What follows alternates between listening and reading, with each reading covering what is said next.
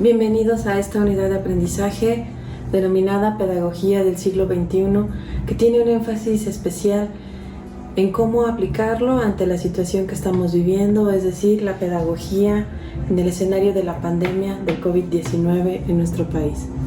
Quiero empezar esta sesión agradeciendo de antemano al doctor Francisco Javier Herrera González la oportunidad de compartir este espacio académico con ustedes.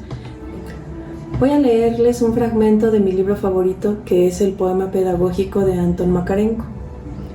Quisiera comentarles que este pedagogo ruso tuvo a su cargo la generación de una comuna en la cual se atendiera a menores que habían cometido algún delito, esperando que a través de las acciones que él pudiera realizar se reincorporaran oportunamente a la sociedad como tal. Se encontró indiscutiblemente con un número importante de dificultades cuando trataba de hacer que ellos hicieran lo correcto, desde acudir a la escuela, leer, recoger las cosas que eran de su pertenencia o colaborar con la organización del lugar en donde se encontraban. En este caso, Makarenko está enfrentando un problema y redacta lo siguiente: me indignaba la técnica pedagógica, tan mal organizada, y me indignaba también mi impotencia técnica. Con repugnancia y con rabia pensaba yo acerca de la pedagogía. ¿Cuántos miles de años lleva existiendo? ¿Qué nombres? ¿Qué pensamientos brillantes? Pestalozzi, Rousseau, Nathorp, Blonsky. ¿Cuántos libros? ¿Cuánto papel? ¿Cuánta gloria? Y al mismo tiempo, un lugar vacío. Nada que pueda corregir a un solo granuja. Ningún método, ningún instrumento, ninguna lógica, nada. Pura charlatanería. Me he decidido a iniciar con la fracción de este libro porque me parece que en algunos momentos nos hemos enfrentado a esta situación. Hemos estudiado enfoques, tendencias, corrientes pedagógicas y didácticas, y ellas nos han llevado a una intervención educativa formal exitosa. Sin embargo, la incertidumbre que nos ha traído esta situación que estamos viviendo nos ha llevado a experimentar escenarios que no teníamos previstos y en los cuales de pronto no estamos teniendo los resultados que esperábamos. La presencia en estas sesiones que vamos a tener tiene como finalidad darnos elementos que puedan efectivamente conducirnos a llevar a cabo nuestras actividades a partir de elementos teóricos que ya existen, pero que buscaremos adaptar a la nueva condición que estamos viviendo y que evidentemente va a presentarse durante un periodo de tiempo que todavía no tenemos cierto cuánto va a ser. Así es que trataremos de abordar algunos conceptos que ya hemos estado trabajando con anterioridad como parte de la formación que tenemos en el área pedagógica, y veremos la forma en la cual esto se puede incorporar en nuestras nuevas prácticas. Vamos a iniciar hablando acerca de cuáles son las características de la pedagogía actual. Siguen siendo tres, aún con estas condiciones distintivas. La primera de ellas es que está centrada en el estudiante. Anteriormente nosotros entendíamos centrada en el estudiante cuando dejaba de ser el docente el eje de toda la atención. Se consideraba en una tendencia que podríamos llamarle tradicionalista, aunque de manera mucho más correcta sería transmisiva, que el hecho de que el docente emitiera un mensaje obligaba al alumno a recibirlo. Con el tiempo nos dimos cuenta que los procesos de comunicación son mucho más complejos y avanzamos en este camino dándonos cuenta que no necesariamente es emisor, receptor y mensaje. También puede ser emisor, receptor, mensaje y retroalimentación. Y después avanzamos viendo que el emisor, el receptor y el mensaje pueden estar moviéndose continuamente en un modelo que se llama EMI-REC. Soy emisor y otras veces soy receptor. Esto da un paso mucho más allá de la retroalimentación porque implica no solamente saber si el mensaje fue captado con propiedad, sino que nos lleva a poder intercambiar puntos de vista o comentarios con respecto a lo que estamos haciendo. Y finalmente, esta forma de ver la comunicación de Mario Kaplun se agrega a un elemento que Spinelli nos dice que se llama emisor, receptor, EMI-REC, en un contexto determinado. Y esto nos implica que todo el lenguaje que nosotros vamos a utilizar debe estar basado en las condiciones o características que tienen nuestros alumnos. Esto nos condujo desde luego a que las sesiones que estábamos llevando a cabo incluyeran elementos en los cuales nuestros alumnos participaban activamente, construían sus propios procesos, intercambiaban puntos de vista, colaboraban entre sí, elaboraban actividades en conjunto, diseñaban productos que después compartían y que nos podían presentar tanto al docente como a sus compañeros. Sin embargo, esto ahora no nos es posible porque nosotros estamos teniendo una comunicación a distancia y asincrónica con nuestros alumnos en la gran mayoría de las veces que podemos tener interacción con ellos. Sin embargo, esta pedagogía que sigue estando centrada en el estudiante ahora no va a buscar las maneras en las cuales puede socializar lo que está aprendiendo, sino en distinguir cuáles son las herramientas de las cuales dispone para que nosotros podamos adecuar los procesos de enseñanza a estas condiciones que ellos tienen. Esto, por supuesto, nos va a traer una diversidad muchísimo mayor que cuando nosotros empezamos a identificar estilos y ritmos de aprendizaje. Ahora lo que tendremos que ver es no solamente cómo aprende nuestro alumno, sino también con qué elementos cuenta para poder aprender. No todos tienen computadora en casa, ni tampoco tienen un teléfono inteligente. Algunos de ellos no tienen conexión a internet. Y esto nos va a implicar algunas dificultades si nosotros queremos empezar a centrar nuestro trabajo en el uso de herramientas tecnológicas. Por ello, precisamente, tendremos que hacer un híbrido que nos va a conducir a innovar. La innovación, por lo tanto, se refiere a que lo que nosotros ya tenemos deberá emplearse de diferentes maneras. ¿Y cuáles van a ser estas? No lo sabemos en este momento porque cada uno de ustedes tiene que adaptarlas.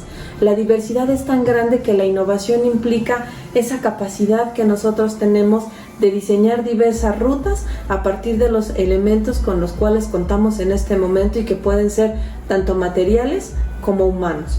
Esto es, ¿qué sabe mi alumno? ¿Qué tiene para poder trabajar? ¿Qué es lo que necesitamos que aprenda? ¿Y cómo podemos hacer un puente entre los elementos con los que cuenta y lo que nosotros buscamos consolidar a través de nuestro proceso de intervención? ¿Cuáles van a ser estas implicaciones? Por supuesto que vamos a emplear de manera muchísimo más frecuente los recursos electrónicos, pero eso no quiere decir que lo haremos de manera exclusiva. Nuestros alumnos siguen teniendo algunos tiempos en los cuales pueden trabajar sin nuestra supervisión directa a través de su libro de texto, su cuaderno y la elaboración de productos que nos van a hacer llegar no de manera personal, tal vez a través de una imagen, por ejemplo, en un grupo del WhatsApp. ¿Cómo nosotros ahora empezaremos a atender estos puentes de innovación?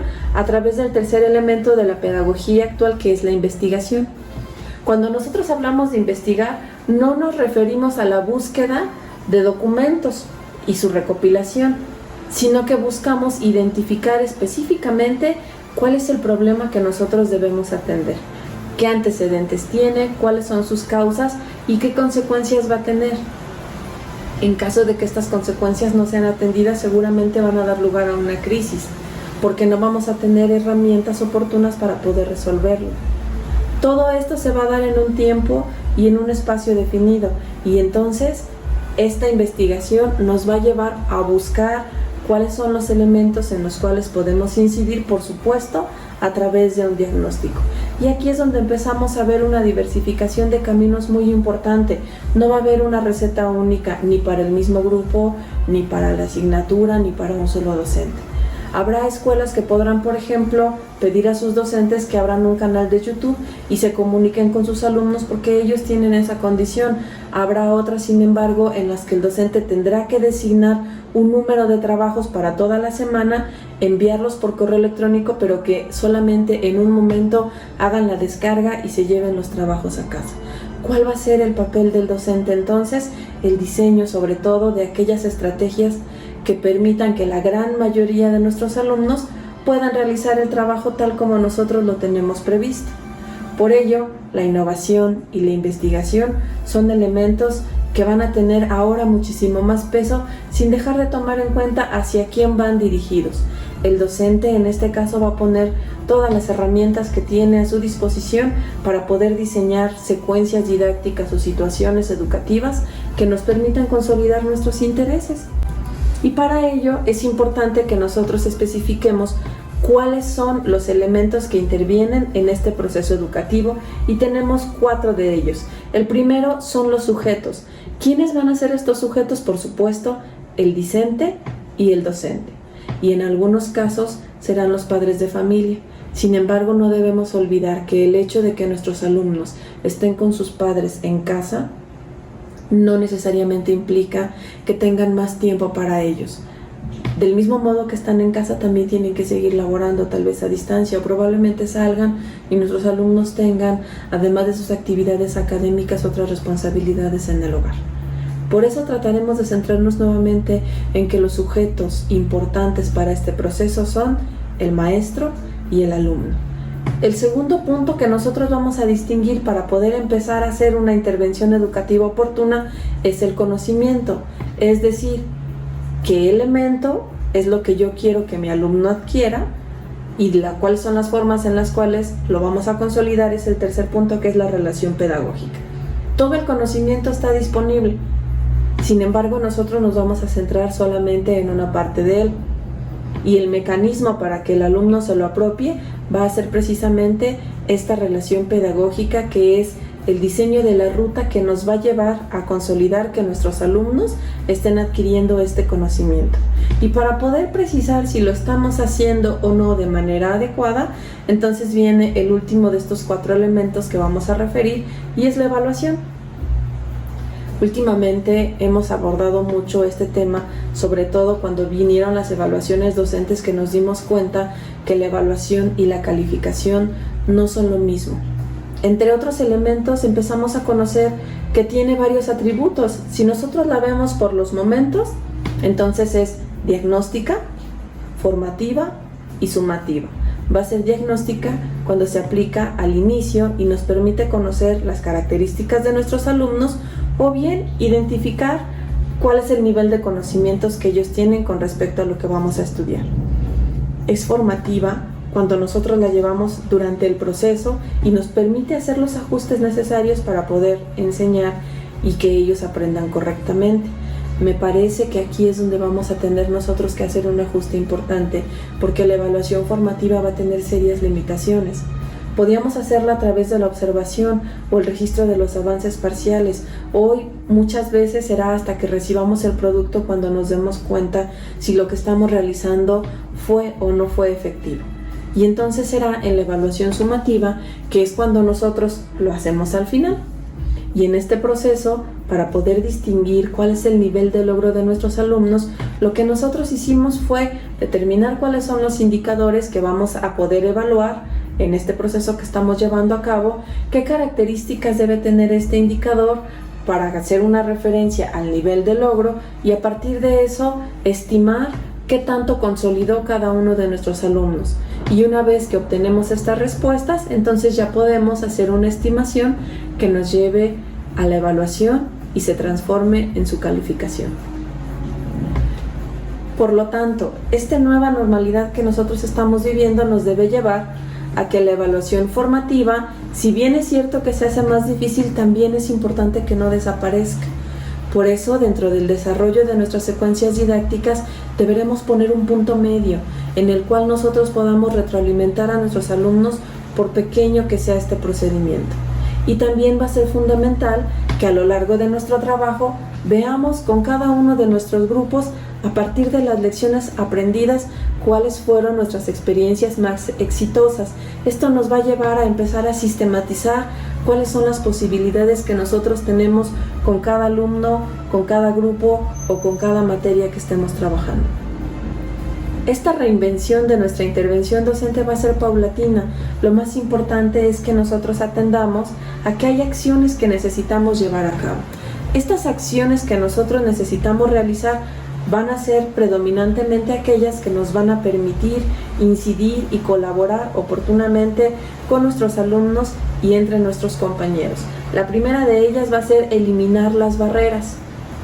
Cuando estábamos hablando con un enfoque integrador y sistémico, un enfoque social sobre todo, empezamos a importar mucho el término de barreras y les denominábamos barreras para el aprendizaje y la participación. El enfoque clínico que nosotros teníamos anteriormente nos decía que había necesidades educativas especiales y que pertenecían al sujeto. El enfoque social nos decía que hay barreras para el aprendizaje y la participación porque son aquellas condiciones que están fuera del sujeto, pero que limitan la consolidación de ciertos elementos. Esto es, nosotros podíamos tener un alumno que usara silla de ruedas. La barrera era si nuestro plantel no contaba con rampas, porque son condiciones del entorno que no favorecen lo que el alumno puede consolidar. Las barreras en este caso van a ser predominantemente que cada uno de nuestros alumnos está en casa y antes nosotros los reuníamos en un horario definido, solicitando materiales determinados y estaban todos juntos y ello nos permitía enseñarles a todos con el mismo ritmo. La barrera que nosotros vamos a tener que enfrentar de manera prioritaria en este momento va a ser la tecnológica. La gran mayoría de ellos tendrán acceso, sin embargo habrá otros en los que no. Y en este punto será fundamental definir que nosotros tenemos dos alternativas para trabajar con nuestra comunidad. La primera es sincrónica y la segunda es asincrónica. La comunicación sincrónica se va a dar al mismo tiempo. Cuando nosotros vamos a utilizar este tipo de comunicación, por ejemplo, si hacemos una sesión en Zoom o en Classroom o en cualquier otra plataforma en la cual todos tengan que conectarse en un horario definido. ¿Para qué nosotros utilizaríamos estas plataformas? Cuando eso que nosotros necesitamos decir debe ser de manera personal y en este momento es cuando sí podemos utilizar la retroalimentación. Por ejemplo, en Zoom hay una opción que dice chatear.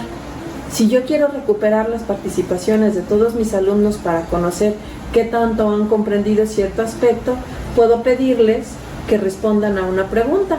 Hago la pregunta y les digo que todos pongan su respuesta en el chat y que tienen un máximo de 3 minutos para haberla enviado. Todos estarán escribiendo de manera simultánea y las respuestas empezarán a caer todas juntas. Lo que procede es que yo las copie y las pegue en un documento nuevo y después con calma me dedique a revisar o a registrar lo que ellos están realizando. También es probable que necesite explicarles algo específicamente en lo que se necesita que interactúen y por supuesto que estas son las herramientas que nos van a permitir llevarlo a cabo. Tenemos también otra posibilidad que son los asincrónicos, los elementos asincrónicos. ¿Y estos cómo van a ser? Por ejemplo, puedo hacer un video, como es este caso, subirlo a la red y que el alumno lo vea en el tiempo del cual dispone para hacerlo. Esta comunicación asincrónica tiene también una serie importante de ventajas. La primera de ellas es que el alumno puede hacerlo en el tiempo que le sea posible y también que puede hacerlo en diversos momentos. Puede empezar a ver el video y tal vez cortarlo a los 15 minutos y después retomar su actividad. También es posible que si algo no le queda claro pueda detener el video y regresarse. Eso es una ventaja que nosotros no teníamos en la forma en la que estábamos trabajando antes con ellos en el aula. Si ellos tenían alguna duda, tenían que esperar a que terminara la explicación y preguntar para profundizar en algo. Quizás si la duda sigue después de ver varias veces el video, la comunicación asincrónica será una ventaja. Sin embargo, la comunicación que nosotros estamos viendo en este momento nos permite que ellos puedan realizar varias acciones a la vez. También es probable que establezcamos un plan, por eso los proyectos hoy van a ser un elemento que deberemos privilegiar. ¿Qué implicaciones tiene un proyecto a diferencia, por ejemplo, de un trabajo que nosotros solicitamos en el aula? En el caso del proyecto, nosotros daremos a nuestro alumno cuál es el objetivo de nuestra actividad, qué es lo que esperamos que él cumpla al final y alguna serie orientadora de los pasos que debe seguir y él los va a ir ejecutando poco a poco. Las ventajas de los proyectos es que podemos hacer correcciones intermedias en el momento en el que así lo decidamos. Para ello necesitamos organizar un cronograma específico en el cual vayamos distinguiendo cuáles son los pasos que se van a realizar y en qué temporalidad queremos que lo hagan. Estos proyectos pueden implementarse en cualquiera de todos los niveles que estamos trabajando, aunque no son la única herramienta que podemos emplear. También podemos designarles tareas sencillas que pueden hacer en casa para que en una reunión que nosotros tengamos muestren sus avances. Es muy importante también en este momento que nos demos cuenta que los productos que les vamos a pedir ahora deben tener una construcción muy diferente a la que estábamos habituados. Podíamos pedirles, por ejemplo, que hicieran 20 preguntas o que resolvieran un número amplio de ejercicios. Hoy, por ejemplo, tendremos que privilegiar los organizadores gráficos. Ellos nos van a permitir que en un golpe de vista nosotros podamos observar los avances de los alumnos. Va a ser fundamental que diseñemos trabajos que no permitan que uno solo trabaje y lo comparta con los demás, sino que le exijan al alumno que ponga en práctica sus conocimientos, porque cada uno de los trabajos que van a entregar debe ser diferente.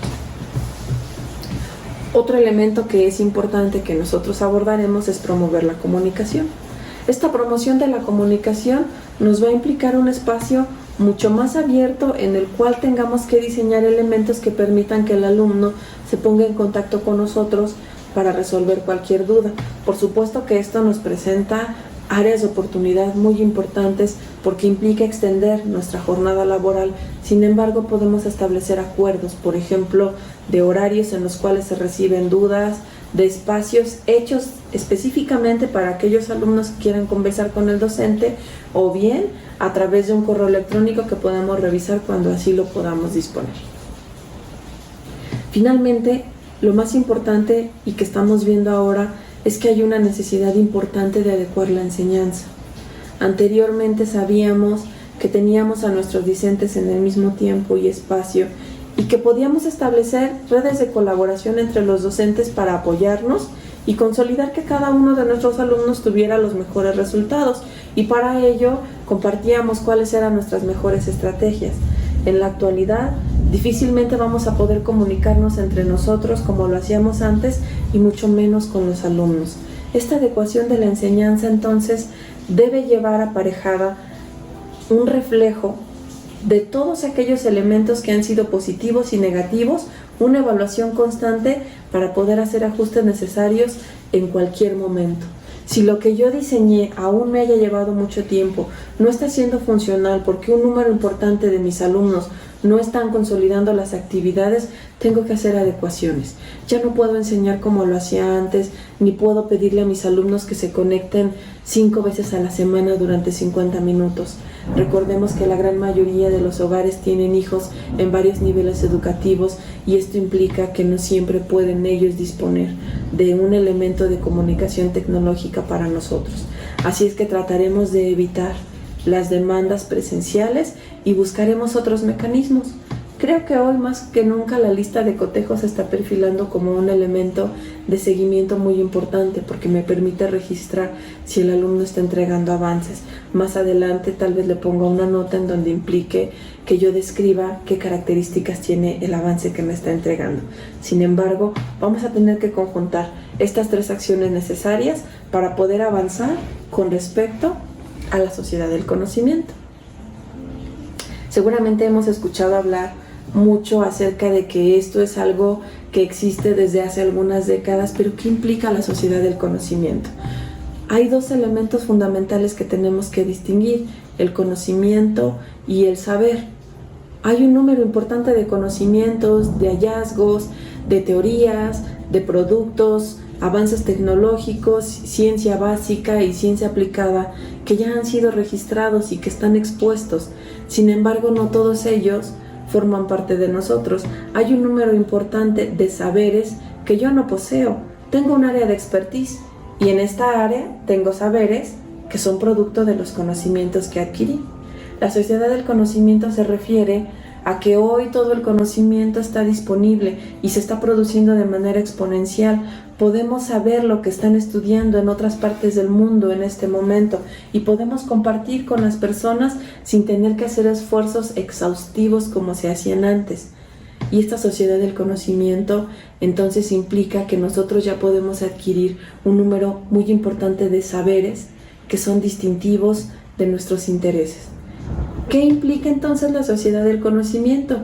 El docente, a diferencia de tiempos de hace 3 o 4 décadas, tenía como característica que poseía conocimiento y lo transmitía a los demás. Hoy nuestra función no es transmitir el conocimiento, sino establecer andamiajes oportunos para que el alumno pueda adquirir esos conocimientos y se transformen en saberes.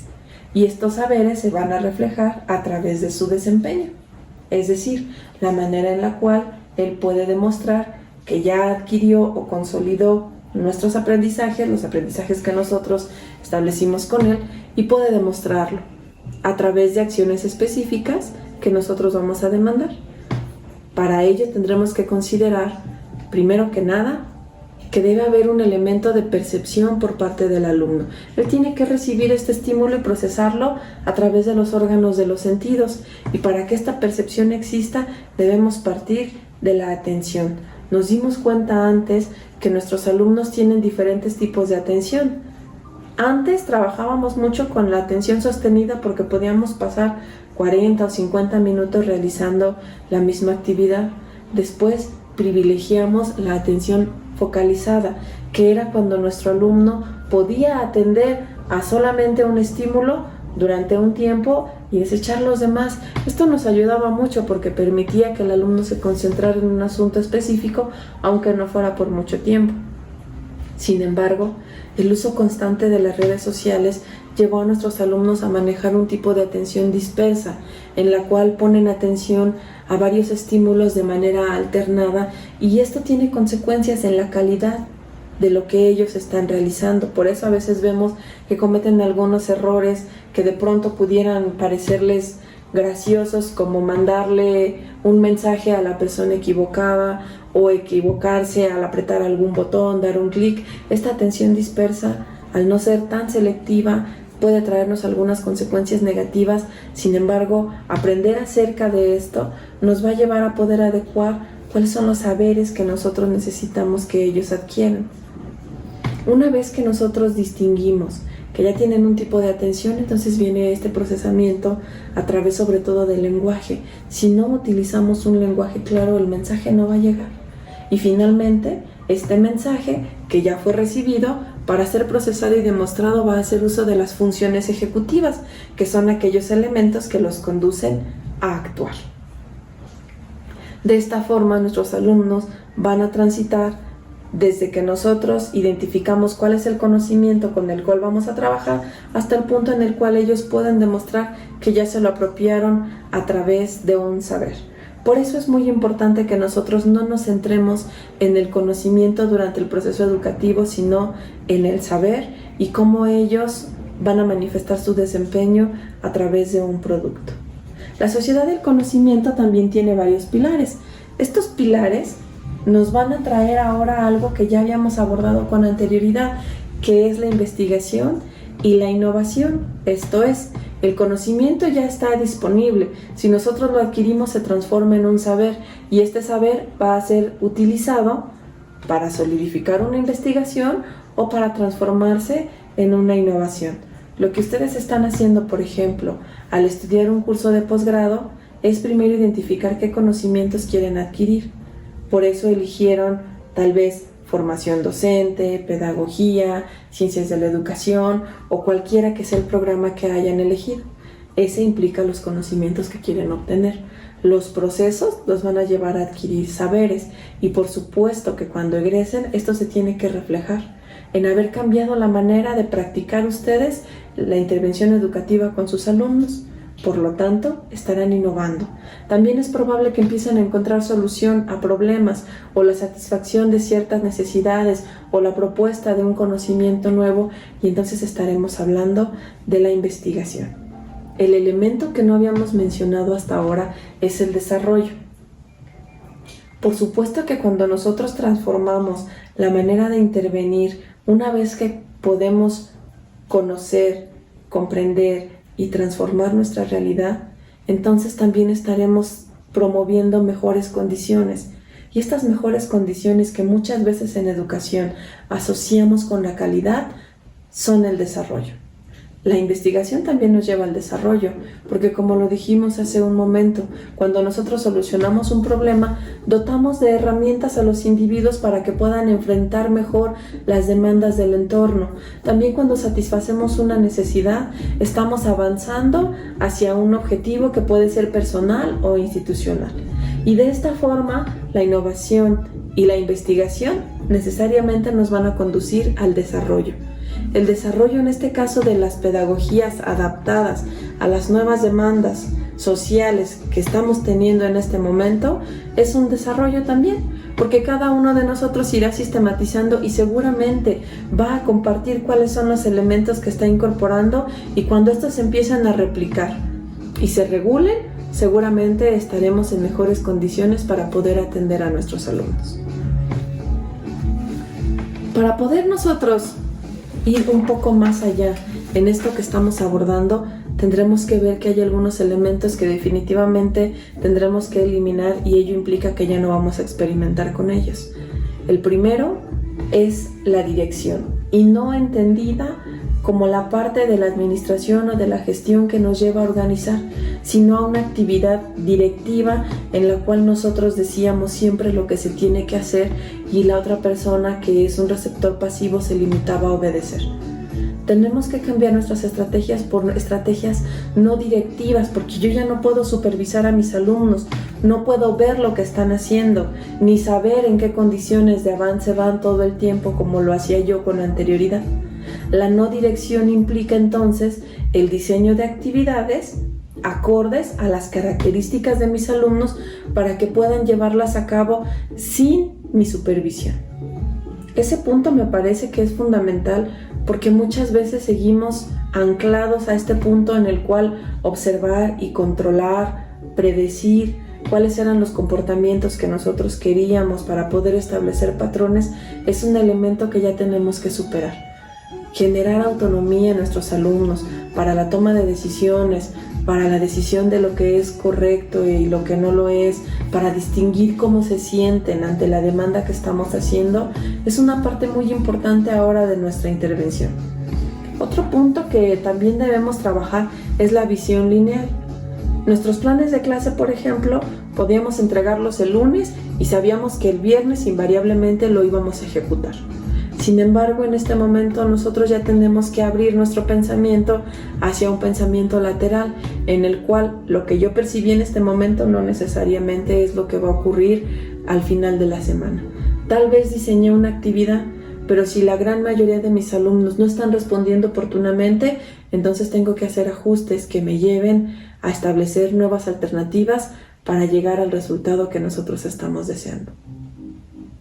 Y esto nos conduce a otro elemento importante, que es la uniformidad. No sabemos ya cuáles son los elementos distintivos de nuestros alumnos. Por lo tanto, la planificación ahora va a tener que ser mucho más diversa y tendrá que ser evaluada y reestructurada constantemente. Un elemento fundamental ahora que estamos por reiniciar nuestro ciclo escolar es establecer un diagnóstico oportuno que no solamente refleje qué fue lo que ocurrió con nuestro alumno el ciclo pasado, sino también cuáles son los recursos con los que cuenta y qué tanta disposición tiene. Pero sobre todo tendremos que abordar un elemento muy importante, que es la no exclusión. Seguramente habrá algunos de ellos que tengan más facilidades que otros para poder trabajar y que ya se hayan adaptado a estas nuevas condiciones.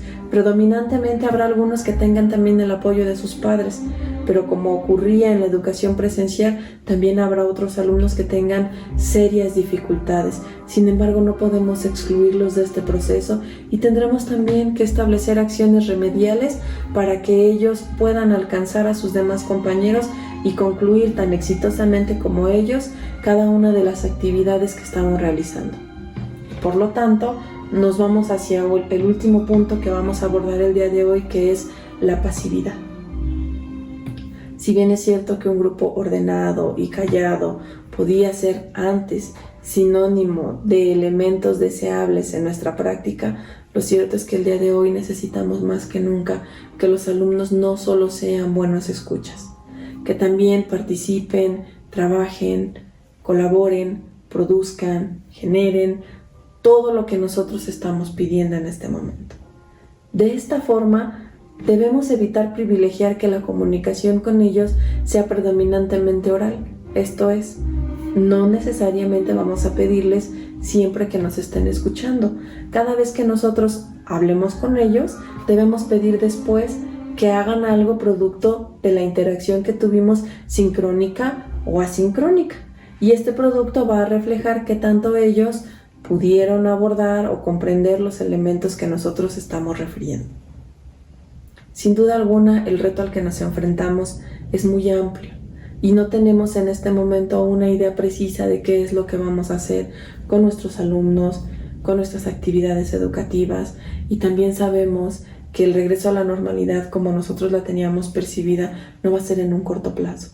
Sin embargo, lo más importante es que recordemos que la vocación docente es la que nos llevó a encontrarnos frente a un grupo y que esta misma vocación es la que nos va a llevar a transformar la manera en la cual nosotros veíamos la educación a una nueva forma en la cual podamos acceder a todos nuestros alumnos para que también puedan aprender.